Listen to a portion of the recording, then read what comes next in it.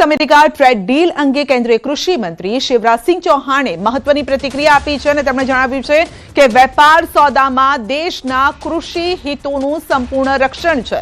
કૃષિ અને ડેરી પર કોઈ બાંધછોડ નથી કરવામાં આવી અને સાથે જ ખેડૂતોના હિતોનું સંપૂર્ણ રક્ષણ થાય તેનું પણ ધ્યાન રખાયું છે। મુખ્ય અનાજ, બાજરી, ફળો, ડેરી ઉત્પાદનો માટે કોઈ ખતરો ન હોવાનું શિવરાજસિંહે જણાવ્યું છે। ટેરિફ ઘટાડાથી ચોખા, મસાલા અને કાપડની નિકાસ વધશે। કપાસના ખેડૂતોની આવક વધશે।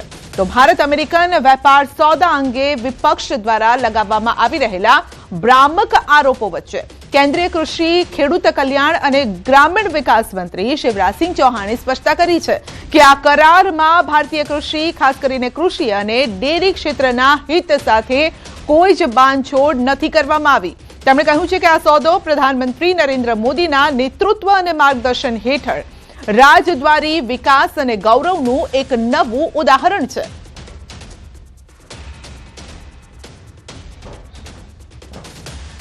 हमारी यूरोपियन यूनियन से जो ट्रेड डील हुई है और यूएस के साथ ट्रेड डील हुई है, सचमुच में वो डिप्लोमेसी, डेवलपमेंट और डिग्निटी का एक अद्भुत उदाहरण है। राष्ट्रीय हितों को सुरक्षित रखते हुए ये ऐसे समझौते हैं जो विकसित भारत के निर्माण की दिशा में हमारे देश को तेजी से आगे बढ़ाएंगे। ये भारत के किसानों के हितों को सर्वथा सुरक्षित रखते हैं। किसानों के हित पूरी तरह सुरक्षित रखते हुए, बल्कि मैं ये मानता हूं कि हमारे कई कृषि उत्पादों का निर्यात बढ़ेगा। हमारे चावल का 63,000 करोड़ का निर्यात पिछले साल हुआ है। 18% टैरिफ के कारण हमारे चावल का निर्यात, मसालों का निर्यात, टेक्सटाइल का निर्यात, और वो टेक्सटाइल का निर्यात बढ़ेगा तो कपास उत्पादक किसानों को भी फायदा होगा। तो दोनों जो डील हुई है ये देश के हित में भी है और किसानों के हित में भी है। आप देखेंगे देश में उत्साह का वातावरण है, हर्ष और आनंद का वातावरण है, और इसलिए ये समझौता भारत के हित में है। देखिए, प्रधानमंत्री जी ने दो बातें कही, मैं याद दिलाना चाहता हूं आपके माध्यम से। एक, उन्होंने कहा देश नहीं झुकने दूंगा। कभी भारत को प्रधानमंत्री जी ने झुकने नहीं दिया हमारे देश को। और दूसरा, उन्होंने कहा था चाहे कितना भी नुकसान उठाना पड़े, किसान हितों से कोई समझौता नहीं। वो उन्होंने किसी भी हालत में किसानों के हित सुरक्षित रखे। आरबीआईए रेपो रेटમાં કોઈ ફેરફાર ન કર્યો। આરબીઆઈએ 5.25% રેપો રેટ યથાવત રાખ્યો છે। બેંક લોનના ઈએમઆઈમાં નહીં થાય કોઈ ફેરફાર નહીં થાય તો રેપો રેટ ફરી યથાવત રાખતા લોન મોંઘી નહીં થાય।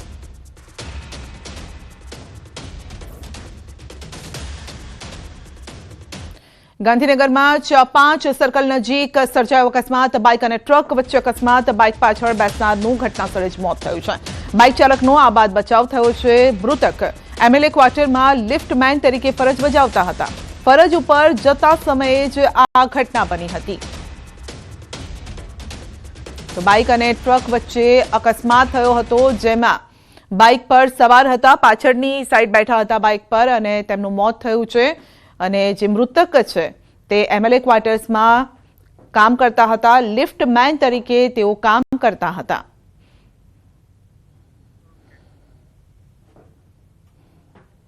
અહીંયા સવારે નોકરી આવતા તે આ ટ્રકવાળાએ ઉપર ચડાવી દીધી હતી ગાડી। એમએલએ ક્વાર્ટરમાં કંડક્ટર ચલાવતો, ડ્રાઈવર નતો ચલાવતો। ડ્રાઈવરે સુઈ ગયો તો અંદર જ ત્યાં રૂકે તો પાર્કિંગ લાઈટ કરીને પેલા ટરબારો ઊભો રહ્યો એના પછી અમીના અગાર થયા અને એને પછી અમારે પારથી ચાલુ કરીને પછી અમારે આ સર્કલ અમે ઊભા રહ્યા હતા। આ બધી સાધન આવતા તે ઊભા રહ્યા હતા, તે પછી એના પારથી ને અમને જોયા જ નહીં કે ફર પાર થઈને જ ઉડાડી મેલ્યા।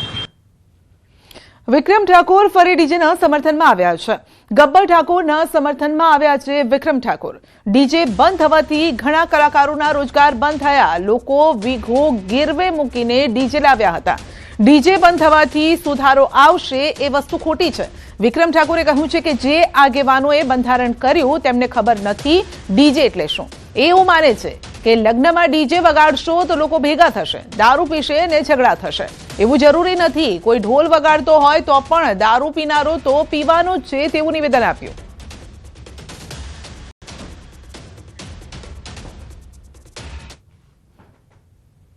એવું કહેતા હતા કે ડીજે વગાડશો એટલે બધા ભેગા થશે, નાચી કુશે, દારૂ પીશે ને ઝઘડા થશે. એવું જરૂરી નહીં. કોઈ ઢોલ વગાડતો તો દારૂ પીનારો પીવાનું જ છે, ઝઘડા કરનારો ઝઘડો કરવાનો છે. તો ડીજે બંધ થવાથી સમાજમાં સુધારો આવશે એ વસ્તુ ખોટી છે. જે ડીજે બંધ થશે ને એ રીતે ઘણા બધા કલાકારોના બિચારા એ લોકોનો રોજગાર બંધ થઈ ગયો છે. એ લોકોને ખબર નહીં પડતી.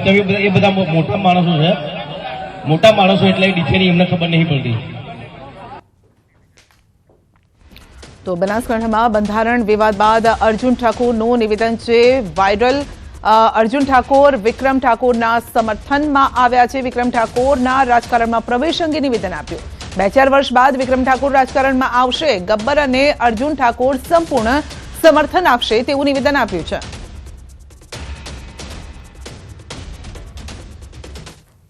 બે વર્ષ પછી 4 વર્ષ પછી વિક્રમભાઈ ગમે ત્યારે રાજકારણમાં ઉભા રહેશે તો ગુજરાતનો સુપરસ્ટાર વિક્રમ ઠાકોર માટે ગબ્બર ઠાકોર અને અર્જુન ઠાકોરનો ફૂલ સપોર્ટ રહેશે. વિક્રમ ઠાકોર માટે માથું આપવાનું થશે તો અર્જુન ઠાકોર ગબ્બર ઠાકોર માથું પણ આપી દેશે.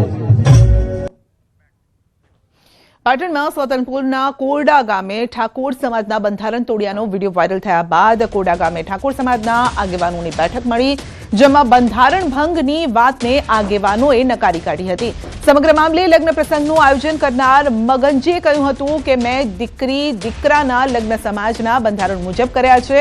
હલ્દી રસમ, ડીજે, એન્ટ્રી કે અન્ય કોઈ તાઇફક નથી કર્યા, પરંતુ આ જ દિવસે માતાજીનો પણ ધાર્મિક પ્રસંગ હતો અને તેથી ઉજવણીના ભાગરૂપે રાસ ગરબાનું આયોજન કરવામાં આવ્યું હતું.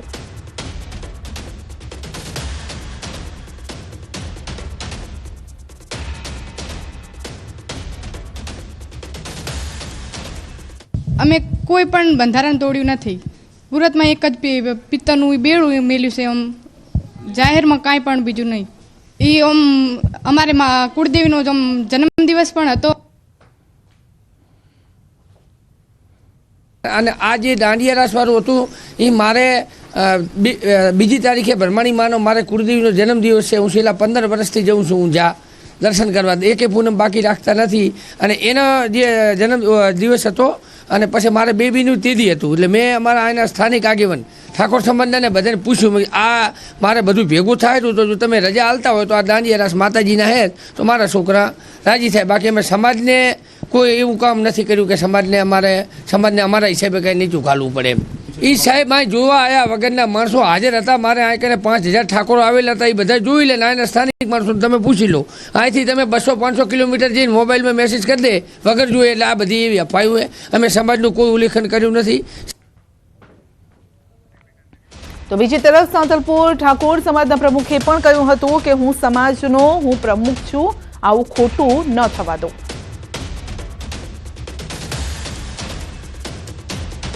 સમાજનો પ્રમુખ હું આવું ખોટું થવા દઉં નહીં. અને કદાચ કોઈ કહેતા હોય અને કોઈ સાબિત કરી દેતા હોય કે આ રહ્યું તમે કર્યું છે અને ખોટું કર્યું હોય તો સમાજના ખોરામાં મારું માથું છે.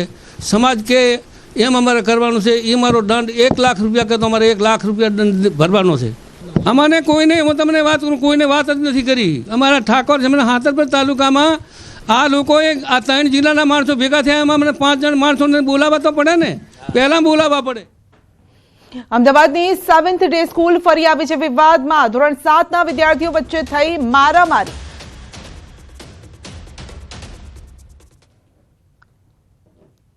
દ્વારા તેમને માર્ગદર્શન આપ્યું અને સમગ્ર દેશમાં આ કાર્યક્રમનું લાઈવ ટેલિકાસ્ટ દ્વારા વિદ્યાર્થીઓએ, વાલીઓએ અને શિક્ષકોએ આ કાર્યક્રમ માણ્યો. અમદાવાદની 7th ડે સ્કૂલમાં ફરી એક વખત વિદ્યાર્થીઓ વચ્ચે મારામારીની ઘટના સામે આવી છે. પોલીસ ફરિયાદ પણ ન થઈ છે.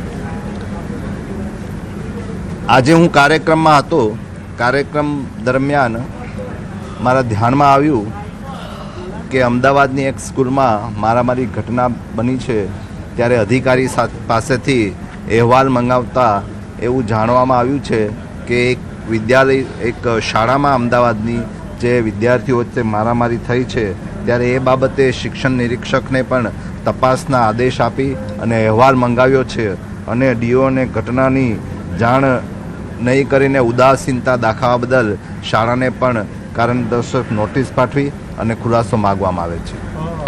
સુઈગામમાં નવા ગામ પ્રાથમિક શાળા છે, એના જર્જરિત ઓરડા છે, લાઇટ પંખા પણ નથી. 8 વર્ષથી આ પ્રકારની સ્થિતિ છે. સમગ્ર શિક્ષા કાર્યક્રમ અંતર્ગત સમગ્ર ગુજરાતમાં સ્કૂલ ઓફ એક્સલન્સ અંતર્ગત ખૂબ સારી રીતના માળખાકીય સુવિધા પૂરી પાડવા માટેનો 7મા ધોરણના બાળકો વચ્ચે આ પ્રકારની જે મારામારી થાય એ ચિંતાનો વિષય છે. અમે ખૂબ આ બાબતે ચિંતિત છીએ અને પ્રયત્નશીલ રહીશું. સાયકોલોજીકલ કાઉન્સેલિંગ દ્વારા વિદ્યાર્થીઓ નાના છે એટલા માટે એમને સુધારવા માટેની તમામ પ્રકારની પ્રવૃત્તિઓ શાળા કક્ષાએ કરવામાં આવશે અને સમગ્ર ઘટનામાં મૂળ સુધી જઈશું. તપાસના અહેવાલો શિક્ષણ નિરીક્ષક પક્ષે પણ માગ્યા છે. જવાબદાર પ્રિન્સિપાલ અને જો એડમિન હેડ જણાશે તો તેમની સામે કાર્યવાહી કરતા અચકાઈશું નહીં. તો 7 ડે સ્કૂલ ફરી આવી છે વિવાદમાં. હાલ જે છે મામલો મારામારીનો છે. ધોરણ 7ના વિદ્યાર્થીઓ વચ્ચે મારામારી થઈ હતી. 4 વિદ્યાર્થીઓ વચ્ચે બાથરૂમમાં મારામારી થઈ હતી.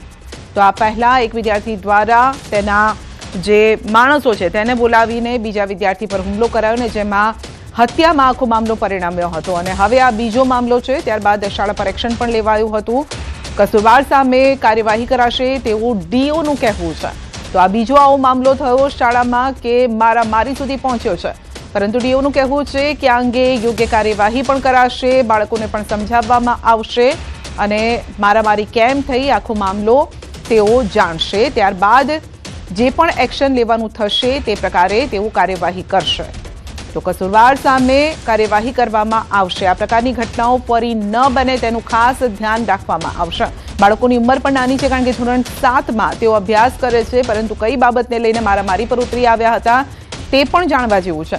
કારણ કે સામાન્ય જે હોય છે બોલાચાલી ઘણી વખતે મારામારી સુધી પહોંચી જાય ને મારામારીની ઘટના જે છે એ મોટું સ્વરૂપ ધારણ કરતી હોય છે અને જેમાં જે નિર્દોષ હોય તેમના ઉપર આફત આવતી હોય છે. માટે આખો મામલો જાણવો જરૂરી છે તેવું ડીઓ તરફથી પણ એક નિવેદન છે કે મામલાને જાણ્યા બાદ જે પણ દોષિત હશે, કસૂરવાર હશે તેના પર કાર્યવાહી